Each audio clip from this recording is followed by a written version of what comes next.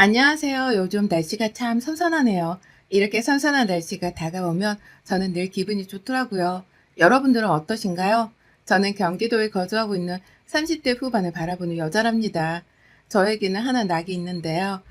바로 회사 끝나고 집에 와서 조용히 밤마다 누군가 보내주시는 사연들을 보며 웃기도 하고 울기도 하며 라디오처럼 늘 옆에 틀어놓고 들었는데요. 이번에는 용기 내서 저의 이야기를 해드려 볼까 합니다. 먼저 거슬러 올라가서 제 이야기부터 살짝 해보자면 아빠가 오래 하시던 사업이 잘 안 되고 나서는 저는 어렸을 때부터 집안 사정이 좋지 못했습니다. 고등학교를 졸업하자마자 대학교도 포기하고 바로 일을 시작해야 했던 상황이었어요. 동생이 둘이나 있었던지라 대학은 꿈도 꿀 수 없었고 일하느라 하루도 쉴 수 없었어요. 또 저희 친정 부모님은 또 몸이 안 좋으셔서 오래 일을 하실 수가 없는 상황이었죠. 그렇게 저의 유년 시절 여자의 20대는 꽃이라는 말이 무색할 정도로 저의 20대는 그야말로 악착 같은 아줌마처럼 살았어요. 친구들도 다 뒤로 하고 사람 만나는 일도 저에게는 사치라고 생각했거든요. 그럴 때마다 고등학생 때 만난 친구들은 대학교 가서 소개팅도 하고 미팅도 하고 MT도 가고 시험도 보고 하는데 저는 늘 투잡에 쓰리잡 뛰면서 그렇게 살아야 제 인생에 있어 결혼은 없을 거라고 생각했거든요. 그러다 지금까지 10년을 다니는 회사 사장님이 저를 좋게 봐주신 바람에 지금 많이 회사가 커져서 중소기업이 되었는데요. 그렇게 저는 부장으로 지금 근무를 하고 있답니다. 어린 나이지만 믿고 맡겨주신 사장님 덕분에 이렇게 30대가 돼서는 20대의 시절을 보상받듯이 먹고 싶은 음식을 마음껏 사 먹을 수 있고 부모님이나 동생들에게 해주고 싶은 것들을 해줄 수 있다는 것만 해도 저는 늘 지금의 제 삶이 너무 행복하다고 생각을 할 정도였죠. 또 돈적인 여유가 생기면 제 인생을 즐기고 살 줄 알았는데 하루 종일 일이 너무 바쁜지라 결혼을 생각도 하지 못했습니다. 그러다 한 번도 나가지 않다가 정말 우연히 나간 동창회에서 지금의 남편을 만나게 되었죠. 남녀공학인 학교여서 남자친구들이 많았거든요. 남편이랑 친하진 않았지만 오랜만에 나간 동창회에서의 남편은 정말 빛이 나 보였다고 해야 할까요? 변하지 않은 외모에 스마트한 말투까지 그야말로 제 이상형이었어요. 공부를 한다는 남편은 다른 사람이랑 다르게 너무 순수했다고 생각했어요. 그래서 제가 남편에게 매일 연락하고 데이트하자고 하고 또 먼저 들이대고 고백까지 했었죠.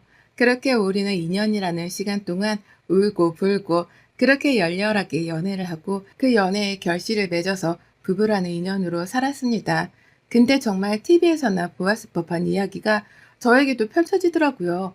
저에게 더 이상 시련은 없을 거라고 생각했는데 결혼이라는 큰 산 앞에 저는 무너지고 말았어요. 원래 시어머니가 연애 때부터 아들 사랑이 지극했던지라 저랑 만나는 자리에도 매일같이 아들한테 전화하고 그러신 건 알았는데 상견례 때부터 시부모님은 저희 친정 부모님 앞에서 도를 지나치시더라고요. 요새 다들 가는 대학교도 혜영이는 안 나왔다고 하는데 저희 아들은 대학교에서 석사까지 지금 하고 있는 상태여서 사실 이번 결혼이 살짝 망설여지기는 했어요. 근데 저희 아들이 너무 좋다고 하길래 어쩔 수 없이 허락했죠. 라고요.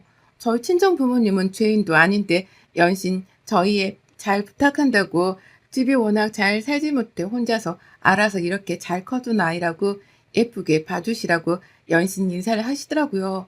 그때 알아봤어야 했을까요? 그때는 남편이 너무 좋아 그런 게 눈에 들어오지 않았나 봐요. 그렇게 우리는 결혼을 했고 그 결혼이 행복할 줄 알았던 시절들이 있었네요. 그때부터 본격적인 시집살이가 시작됐어요. 아침마다 전화 오는 시어머니는 매일같이 저에게 한결같이 물으셨거든요. 우리 아들 아침밥 먹었니? 공부하는 애 아침은 꼭 먹여보내라. 우리 아들 반찬 이거 좋아한다. 이거 해줘라. 우리 아들 키 죽지 않게 네가 잘해줘라. 우리 아들 감기 잘 걸리니까 잘 보살펴줘라. 부터 시작해 뭐 남들이 며느리가 좋은 옷도 사주고 한다는데 나는 이게 뭐냐 해서 용돈 드리면 또 며칠 있다가 몸이 아파서 보약한 채 해먹어야겠다. 시아버지가 다치셔서 요양을 좀 하게 돈 좀 보내달라. 정말 별거 아닌 일도 매일 전화를 하시는데 나중에는 정말 지칠 정도라고요. 남편은 수입이 지금 없는 편이어서 돈 들어가는 건 다 제가 하고 있는 중이었거든요. 지금 대학교에서 석사 과정을 하고 있는 중인데 결혼하기 전에는 제가 능력이 있어 저는 괜찮다고 했거든요. 기다릴 수 있다고요. 내가 돈 버니까 내가 돈 버는 걸로 생활하면 된다고요. 그래서 집도 혼수도 다 제가 해갔어요. 남편네 집도 그리 잘 살지 못했고 남편 뒷바라지하느라 시댁도 돈이 없다고 잡았대니 뭐 할 수 있나요? 자기네들은 아들을 너무 사랑하지만 노후도 준비가 안 되어 있어서 한 푼도 보태줄 수가 없다고요. 그래도 저는 오래 일한지라 모아둔 돈도 꽤 많았고 제 앞으로 빌라랑 아파트 명의가 되어 있어서 괜찮다고 했죠. 근데 참 이렇게 이야기를 쓰다 보니 저도 호구였네요. 그렇게 행복한 결혼 생활이 시작되는가 했는데 위에서 저 시집살이로 인해 저는 매일매일 하루하루가 지옥 같기도 하고 또 가끔씩은 결혼을 후회하는 날도 많았어요. 시어머니는 아침마다 매일같이 모닝콜처럼 전화를 해대고 저는 늘 한결같이 네 라고 대답했고 직장에 나가는 저는 매일 일찍 일어나 남편 밥을 챙겨줬죠. 그래도 사랑했으니까 내가 참고 내가 잘해야지 싶었죠. 그러나 작년에 코로나가 시작되고 비대면 수업으로 강의가 바뀌면서 그때 남편이 본색을 드러낸 것 같아요. 집에서 하루 종일 있으면서 공부를 하는 건지 게임을 하는 건지 모르겠지만요. 방 안에 틀어박혀서 나오지도 않고 퇴근하고 오면 집안은 개판이 되어 있고 저는 또 퇴근하고 나서도 집안일을 해야 했죠. 심지어 야근하고 온 날에도 새벽에 일하러 나가는 날도 남편은 컴퓨터 방에서 게임만 주구장창 하는 모습을 보고 제가 정말 결혼하고 처음으로 한 소리를 했어요. 여보, 아무리 비대면 수업이라지만 이번에 자격증 시험도 있다고 하지 않았어? 라고요. 그랬더니 남편이 내가 게임을 얼마나 한다고 해. 내가 알아서 할게. 왜 잔소리를 하실까? 그렇게 한 달, 두 달 점점 지쳐갈 때쯤 정말 오랜만에 주말에 하루 쉬게 돼서 휴식을 취하고 있는데 시어머니가 말도 없이 집으로 찾아오셨죠. 우리 아들 잘 있는지 궁금해서 왔다. 그때부터 집안에 있는 구석구석을 살피기도 하고 냉장고 안까지 열어보고 옷장 구석구석을 열어보길래 제가 어머님 뭐 찾으세요? 물어봤죠. 그냥 궁금해서 열어보았다고 하는데 감시하는 듯한 느낌을 저는 받았거든요. 사실 그렇게 집안을 다 둘러보신 후에 남편이 요새 공부한다고 힘이 없다고 전화했다고 장어를 먹으러 가자고 하시네요. 사주시려고 하나? 웬일이지 싶어서 그렇게 장어집으로 갔고 시어머니랑 남편은 있는 자리에서 얼마나 먹던지 저는 별로 입맛이 없어서 깨작대다가 다 먹고 일어나려는 순간 저보고 어머님이 묻네요. 너 계산 안 하니? 네? 어머님이 사주시려고 하신 거 아니셨어요? 아니 그건 맞지만 네가 사야지. 내가 돈이 어딨니? 잘 먹었다. 하고 그냥 남편이랑 나가버리더라고요. 어처구니가 없었지만 음식값을 지불하고 나오는데 기분이 좋지 못했죠. 그렇게 집으로 왔고 그날 남편이랑 한바탕 했어요. 매일 어머님은 아침마다 전화하면서 또 말없이 찾아오고 이번에는 여보 장어 사준다고 해놓고 왜 계산을 나보고 하라는 거야? 라고요. 그럴 때마다 남편이 하는 레파토리가 있거든요. 우리 엄마가 돈이 어딨어? 우리 자기가 돈 잘 벌잖아. 라고요. 그렇게 시댁으로 인해 스트레스가 많이 받던 찰나에 다가오는 명절에 저희 부모님 드리려고 홍삼을 샀다고 하더라고요. 웬일인가 싶어서 기특하다 싶었죠. 그렇게 다가오는 명절에 친정 부모님께 홍삼을 드리니까 사이가 좋다고 너무 좋아하시더라고요. 그래서 제가 시댁에도 똑같은 걸로 사드리려고 물어봤더니 매번 해드리는데 이번만 그냥 엄마 아빠가 안 해줘도 된다고 친정이 해드리라고 했다고 하더라고요. 아니 이게 무슨 일인가 싶었는데 그냥 자기가 학생인데 생활비도 제가 다 부담하니까 굳이 안 해도 된다고 그러셨다고 해서 그래도 어머님이 내 생각을 해주시긴 하시는구나 싶었죠.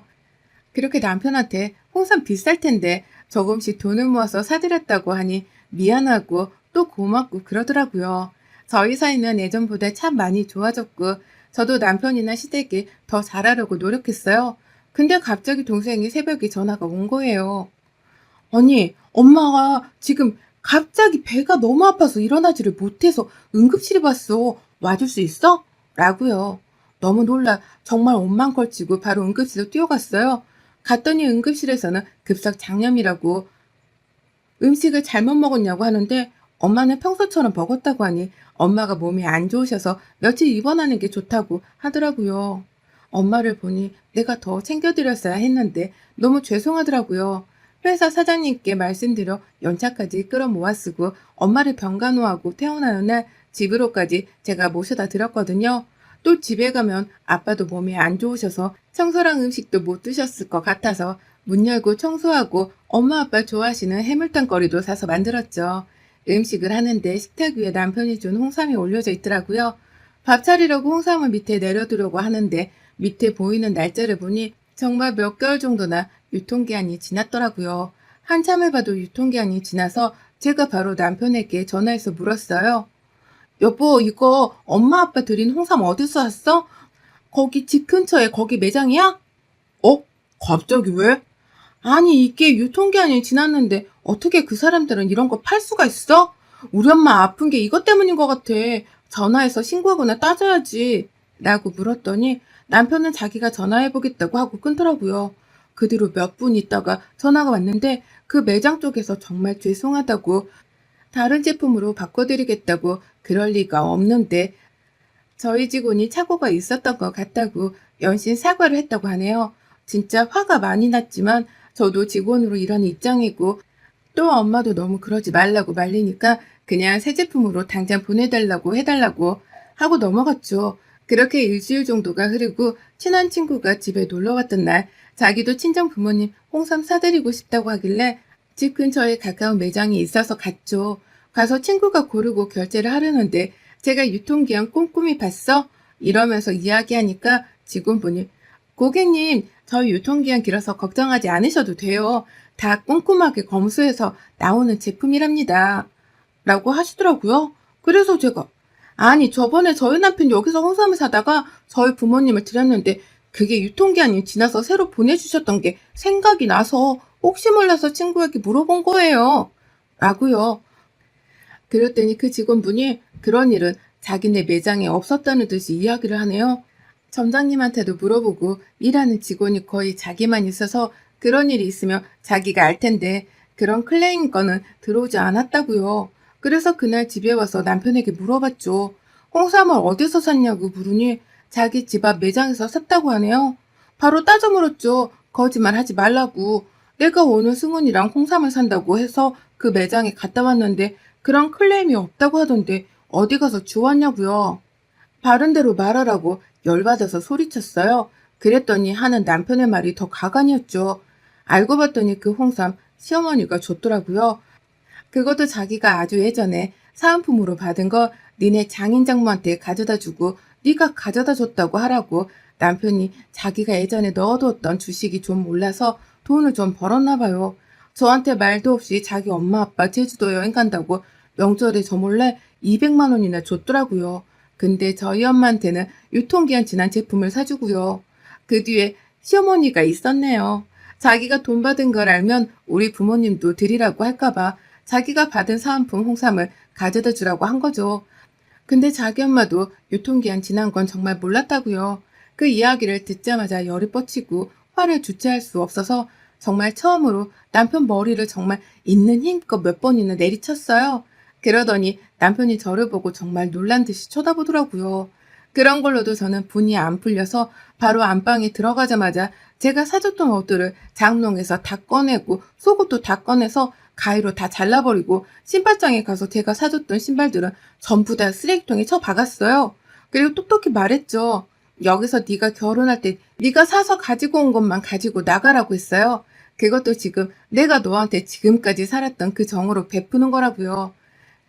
지금 뭐 하는 짓이냐고 소리를 지르길래 이때다 싶어 화장대에서 결혼 예물이라고 사줬던 시계를 내동댕이 쳤어요. 그때부터 좀 심각성을 아는지 몇 가지 옷만 챙겨서 나가더라고요. 그렇게 남편을 내보내고 시어머니는 어떻게 조져야 할까 생각하다가 지금 시댁이 살고 있는 집이 제 명의로 된 빌라거든요. 사실 자기네들이 살고 있는 빌라는 너무 낡아서 거기서 좀 살면 안 되겠냐고 하도 부탁을 해서 살고 있는 세입자들한테 양해를 구하고 시댁을 제 명의로 된 빌라로 이사시켜드렸거든요. 마음이 약해져서 이사하라고 했었죠. 바로 아침이 되자마자 부동산에 전화해서 집 전세 내놓는다고 얘기했어요. 지금 시부모님이 제주도 가 있는 상태여서 이때 계약을 하고 싶어서 시세보다 더 싼 가격으로 내놨어요. 신축 빌라고 정말 싸게 내놔서 보러 오는 사람이 많았거든요. 그러다 계약하고 싶다는 분이 생겨 바로 집 계약하고 집안에 있는 모든 시댁의 짐들은 전부 다 싸서 원래 자기네들이 살았던 집으로 보냈어요. 아, 그 집안에 있는 가구들이랑 가전도 다 제가 해드린 거라 시어머니, 시아버지는 정말 옷과 몸만 오셨거든요. 그렇게 일주일 정도 흐르고 시어머니의 전화가 불나게 오는 거 보니 아신 것 같네요. 남편이 그동안에는 전화를 안 했더라고요. 다행히도. 자기가 쪽팔렸는지 안에서 다행히도 서프라이즈를 할 수 있었죠. 집 비밀번호를 여는데 열리지가 않으니까 저한테 전화하고 남편한테 하고 남편도 전화오고 저한테도 오고 전부 다 차단했죠.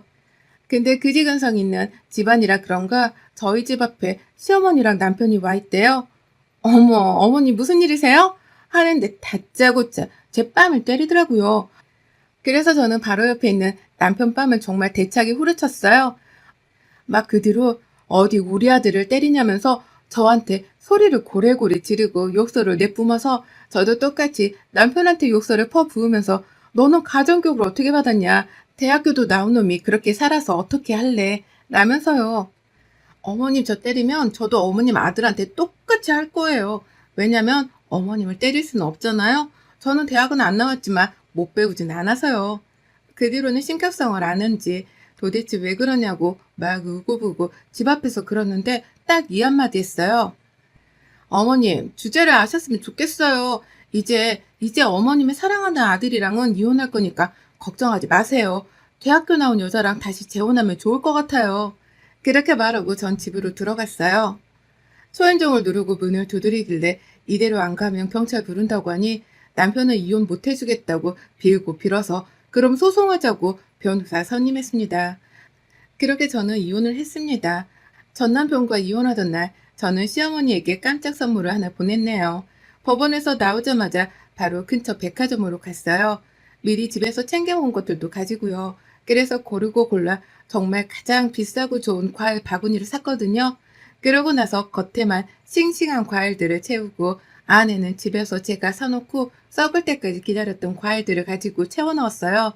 그리고 퀵을 불러서 바로 1시간 이내로 도착할 수 있도록 보냈죠. 아마 그 과일 보면서 한참을 생각하셨겠죠? 그렇게 저는 다시 혼자가 되었지만 이혼하고 오는 날에는 차에서 참 많이 울었던 것 같아요. 제가 이혼을 결심하게 된 이유는 시어머니가 유통기한이 지난 홍삼을 주어서도 아니고 남편이 자기 부모님한테 돈을 줘서도 아니었어요. 결정적인 이유는 저희 부모님 때문이었어요.